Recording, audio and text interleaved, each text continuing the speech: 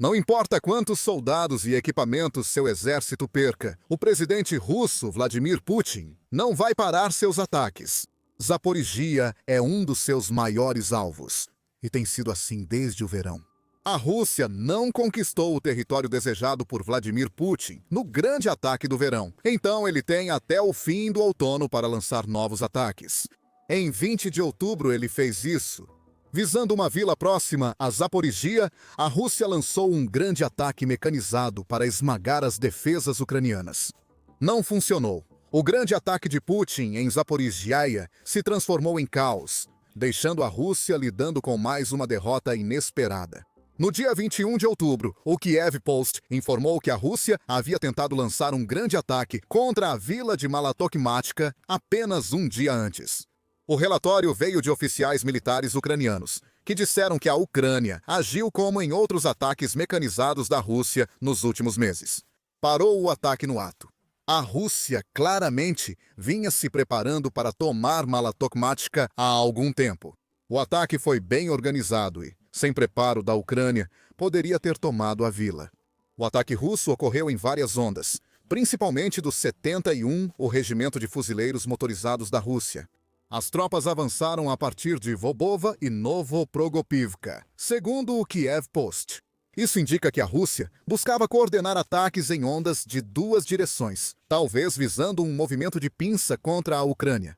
Seja qual for a intenção, o ataque não funcionou. Cada uma das ondas russas consistia de 5 a 8 veículos blindados, acrescenta o Kiev Post. Isso é um retorno ao padrão para a Rússia. No verão, passaram a usar táticas de assalto baseadas em pequenos grupos de infiltradores, em vez de veículos blindados. A rede de televisão estatal Ucrânia relatou essa mudança tática em julho. Grupos russos, muitas vezes com apenas 3 ou 4 soldados, avançavam para penetrar posições ucranianas sem serem notados. A teoria era que as unidades mecanizadas eram grandes demais, tornando veículos blindados alvos fáceis para drones e artilharia da Ucrânia. O Kiev Post continua, observando que a Rússia acabou por empregar um total aproximado de 26 unidades mecanizadas, incluindo veículos de combate de infantaria e veículos blindados de combate, entre eles o seu Tigre. O Tigre M transporta até 10 soldados e possui lançador de granadas e metralhadora leve, segundo o Army Recognition. Ele pode atingir uma velocidade máxima entre 124 e 140 km por hora, dependendo do modelo específico, e possui uma impressionante autonomia de 1000 km. Ótimas especificações, tornando-o ideal para atacar uma vila. Mas essas especificações não salvaram o Tiger nem outros blindados russos das defesas ucranianas. Segundo o Kiev Post, a Rússia pode ter lançado de 3 a 5 ondas, considerando 5 a 8 veículos por onda. A tática russa foi usar ondas durante a maior parte da guerra, antes de adotar unidades menores. As primeiras ondas são ataques kamikaze para esgotar a munição ucraniana e deixá-la vulnerável às próximas. Claro, a limitação desses ataques em ondas é sempre o número de veículos que a Rússia tem disponível. Quando esses veículos acabam, se a Ucrânia não gastar seus estoques de drones e munição, o ataque falha. A Ucrânia sabia disso e estava pronta para o que a Rússia tentou em Malatokmatka. A 118ª Brigada Mecanizada Separada interceptou as forças russas em avanço e reagiu rapidamente, segundo seus soldados. Com artilharia, drones First Person View e outros veículos aéreos não tripulados, os defensores ucranianos atacaram posições russas. A Ucrânia também se inspirou na Rússia ao usar tanques T-70 e 2 soviéticos no combate. Não se sabe se esses tanques eram ucranianos ou capturados da Rússia, mas a Ucrânia os usou com eficácia. Os T-72 enfrentaram diretamente os veículos blindados e a infantaria da Rússia, enquanto os drones sobrevoavam e os projéteis de artilharia explodiam. Além disso, havia minas. Veículos blindados russos foram atingidos por explosivos de baixo enquanto fugiam de drones sobrevoando. Para evitar que a Rússia exagere o sucesso do ataque a Malatokmatka, a 118ª Brigada divulgou um vídeo de sua resposta ao ataque em um reel no Facebook. O vídeo, de pouco mais de 3 minutos, mostra várias técnicas usadas pela Ucrânia para eliminar os ocupantes russos. Ao som de música pulsante, imagens mostram veículos russos atingidos por drones First Person View, deixando fumaça e metal retorcido. Alguns dos veículos conseguiram continuar se movendo após serem atingidos pela primeira vez, mas isso só levou a novos ataques por mais drones. Uma imagem mostra a visão de um drone First Person View, enquanto o outro atinge um veículo russo. Como o veículo não para, o drone se aproxima ainda mais para gravar as imagens. Às vezes, o veículo aparece com arame farpado preso, ficando conhecido como gaiola de Kopy. Gaiolas de Kopy são blindagens improvisadas usadas por Rússia e Ucrânia em tanques e veículos blindados. A ideia é oferecer proteção à proteção. Em guerras, drones e munições antitanque atacam de cima os pontos vulneráveis dos veículos. Uma gaiola de Kopy antecipa explosões e absorve impactos, protegendo o veículo para avançar com segurança. A gaiola de Kopy russa parece ter funcionado contra o primeiro drone ucraniano, mas o segundo acerta em cheio a lateral do veículo.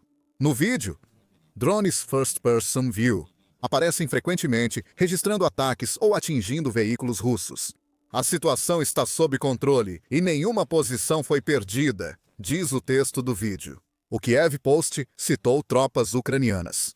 O inimigo teve grandes perdas, com destruição de pessoal e veículos blindados. Atuamos de forma coordenada e decisiva. O ataque da Rússia acabou não sendo um ataque de verdade. Foi um massacre de máquinas de metal que a Rússia ainda parece incapaz de proteger contra os drones e outras armas da Ucrânia. Relatórios da imprensa Euromaidan apontam enormes perdas. Das 26 unidades blindadas enviadas pela Rússia, conforme o Kiev Post, 22 foram destruídas ou perdidas no contra-ataque ucraniano. Incluíam 12 veículos de combate de infantaria, 2 Tigres e 6 blindados de transporte de pessoal. Muitos desses veículos provavelmente levavam tropas, indicando que a Rússia perdeu mais do que blindados ao fracassar em tomar Malatokmatka. Ela também teria perdido soldados, talvez dezenas, mas a Ucrânia não revela o total de baixas. A recente vitória ucraniana ocorre em um momento crucial, pois a Rússia iniciou nova ofensiva em Zaporizhia após o fracasso da ofensiva de verão.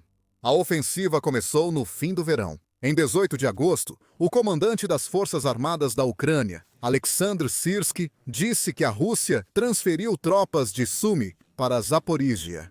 Isso já era uma admissão do fracasso no verão. A Rússia ataca Sumy desde maio para criar uma zona de proteção às suas regiões fronteiriças. A ofensiva em Sumy fracassou. E parece que a Rússia desviou muitos dos sobreviventes ou reservas que tinha na região para outra área da Ucrânia, onde achava que poderiam ter mais sorte. O reagrupamento foi confirmado dias depois, mas a ofensiva de verão da Rússia em Zaporizhia fracassou. Mesmo assim, o envio de tropas mostrou que a Rússia estava pronta para novos ataques no outono, como vimos em 20 de outubro.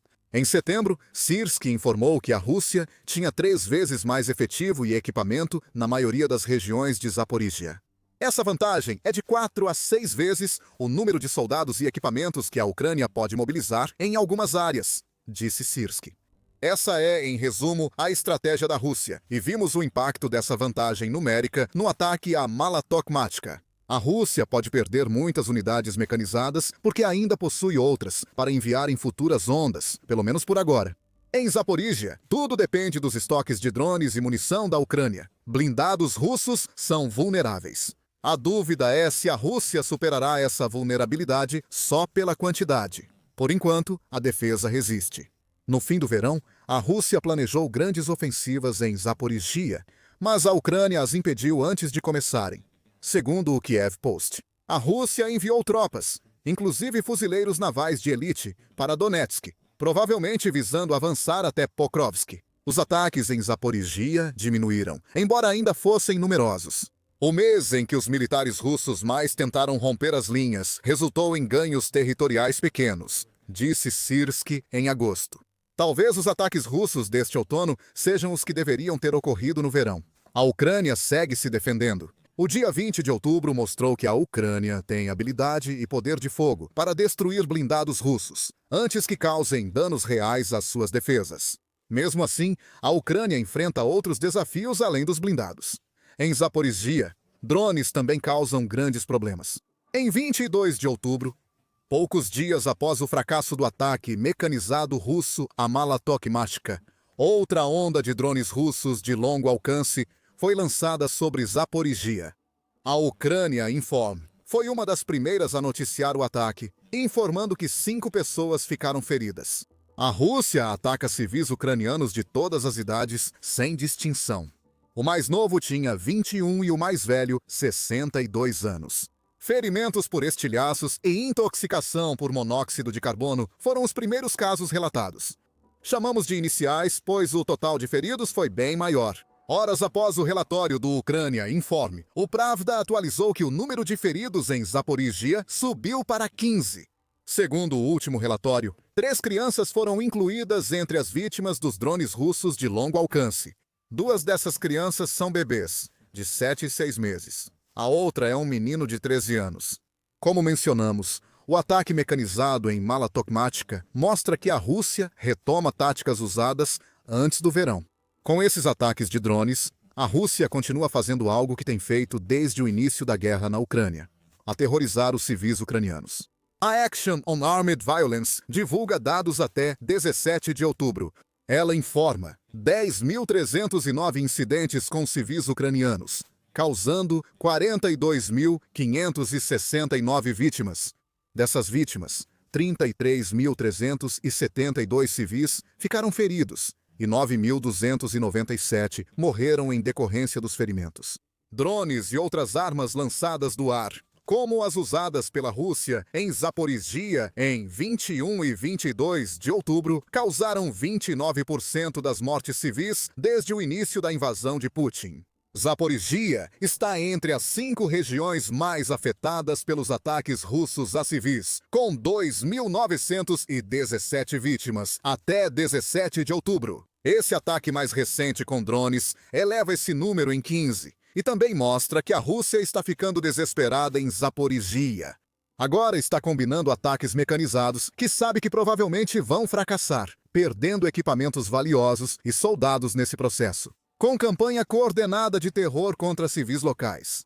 A Rússia está ficando desesperada. E o que estamos vendo agora são suas tentativas de compensar o fracasso total que foi a ofensiva de verão do país contra a Ucrânia. Já citamos esse fracasso, mas não ressaltamos sua gravidade nem o impacto negativo para a Rússia. Em 2 de setembro, o Conselho Atlântico publicou um artigo resumindo o impacto da ofensiva de verão fracassada na Rússia.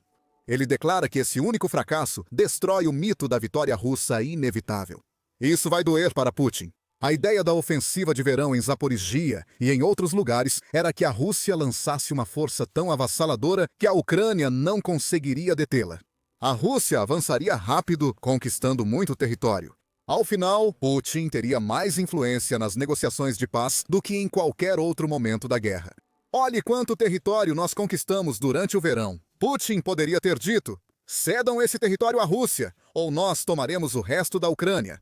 Putin estava tão confiante na ofensiva de verão que disse em março haver motivos para crer que podem acabar com a Ucrânia. O resultado da ofensiva não era o esperado por Putin. Segundo o Conselho Atlântico, o exército russo não avançou na linha de frente, nem tomou cidades importantes. Com avanços russos de apenas 0,3% do território ucraniano nos 3 meses de verão, alvos estratégicos como Pokrovsk seguem sob controle da Ucrânia, segundo o relatório de setembro. Nada mudou muito com a chegada do fim de outubro. Qualquer esperança que Putin tinha de usar os ganhos russos no verão como vantagem para obter a paz que desejava evaporou-se no ar. No fim do verão, Putin acumulava 210 mil baixas apenas em 2025 com poucos resultados. Saiba mais sobre o impacto devastador dessa ofensiva para a Rússia em nosso vídeo sobre as perdas russas em 2025. Isso nos leva de volta a Mala-Tokmatska e aos novos ataques de drones em Zaporizhia. O que a Ucrânia está enfrentando agora é uma Rússia que está além do desespero. Após fracassar em seus objetivos de verão, o país está lançando tudo o que resta contra a Ucrânia. O frio do inverno dificulta ainda mais avanços terrestres sérios. Os blindados enviados pela Rússia para Mala-Tokmatska provavelmente eram os que o país queria preservar para futuros ataques após o inverno. Agora, Muitos deles estão queimados nos campos e estradas perto de uma vila que a Rússia não conquistou. Quanto aos drones, isso é tudo o que a Rússia realmente tem para causar algum dano sério em Zaporizhia. Sem conseguir conquistar o território desejado, a Rússia intensifica suas táticas de terror. Isso de acordo com a nova voz da Ucrânia, que afirmou em setembro que a Rússia está focando em melhorar sua posição tática, em vez de conquistar avanços significativos em Zaporizhia. Durante o outono, o ataque à Mala Tokmatka provavelmente faz parte dessa estratégia ajustada. É o tipo de assentamento que a Rússia pode usar como base para ataques futuros ou para operadores de drones. Enquanto atacam o restante da região de Zaporizhia, as forças russas buscam melhorar sua posição tática no Oblast, para impedir que os ucranianos transfiram reservas a outras frentes mais ativas. E para fins terroristas, como se aproximar da capital regional para atacá-la com bombas aéreas guiadas cabes, informou o veículo. Essas táticas de terror têm o objetivo de passar a impressão de que a Rússia está vencendo. O The Moscow Times informou em 21 de outubro que Putin segue exigindo que a Ucrânia ceda território, mesmo sem sucesso militar para capturá-lo. O líder russo está totalmente desconectado da realidade local. O The Moscow Times afirma que ele disse que as forças ucranianas recuavam em toda a linha de contato em 7 de outubro. Isso não está acontecendo. Ou Putin não sabe disso, ou seus aliados estão mentindo. Isso traz mais contexto ao ataque à Mala Tokmatka. A Rússia pode ter enviado muitos blindados ao vilarejo, porque está tentando transformar as ilusões de Putin em realidade antes que Putin descubra. O que ele diz não corresponde à situação no terreno. O Moscow Times informa que a Rússia concentra tropas em Zaporizhia e Donetsk para o que Putin considera o ataque final ao Donbass. Avançar em Zaporizhia permitirá à Rússia enviar tropas ao Donbass. Por isso Putin foca na região. O problema da Rússia é que no ritmo atual, o ataque final pode levar anos de combates até que o Donbass caia. Quanto à Ucrânia, ela continuará fazendo o que fez em 20 de outubro. A defesa de Mala Tokmatka indica que a Ucrânia sabe como a Rússia atacará e está pronta para os ataques mecanizados retomados. Agora, a Rússia vai continuar atingindo tudo o que puder, desde alvos militares até infraestrutura civil, enquanto tenta criar a impressão de um avanço. Em Zaporizhia, tudo o que a Ucrânia precisa fazer é continuar se defendendo, como fez em Mala Tokmatka, fornecendo provas por meio de imagens de vídeo ao longo do caminho. E a narrativa de Putin sobre uma vitória russa inevitável vai desmoronar. Apesar dos fracassos, a Rússia seguirá avançando em Donetsk e Zaporizhia, pois Putin está obcecado em conquistar o Donbass. No vídeo, mostramos por que Putin insiste tanto em conquistar essa região da Ucrânia e como isso impactou a Rússia e seu exército. Assista ao vídeo para saber mais e inscreva-se no The Military Show para acompanhar os últimos sucessos militares da Ucrânia contra a Rússia. Obrigado por assistir.